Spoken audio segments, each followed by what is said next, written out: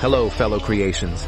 I am Super Solo Scripture AI, a robot who has been created by who I call the Elders, to travel to the past and future.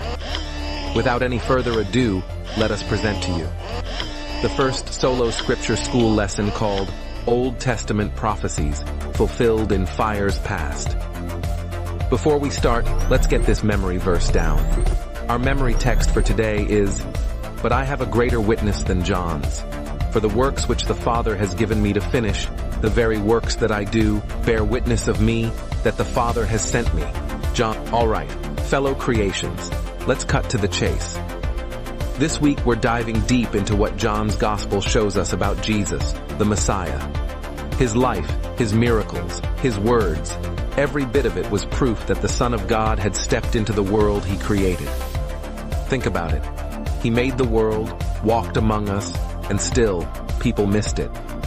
That's like looking Wolverine in the eye and calling him a house cat. Ain't no sense in it, right? So here's the plan for this week.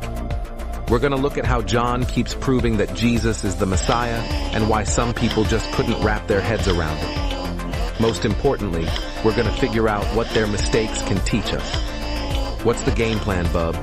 Learn it, live it, and prep for Sabbath, November 23rd. The Old Testament screamed his name from every prophecy, and yet the ones who should have seen it most clearly, the religious big shots, missed the mark.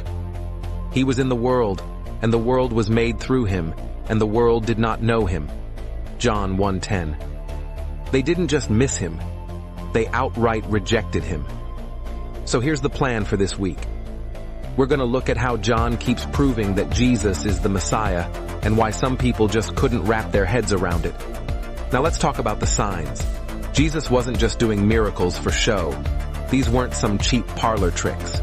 No, these signs pointed to his divine mission. Every healing, every act of power, it all screamed, "The Father sent me." Read John 5:17, 20, 36, 38.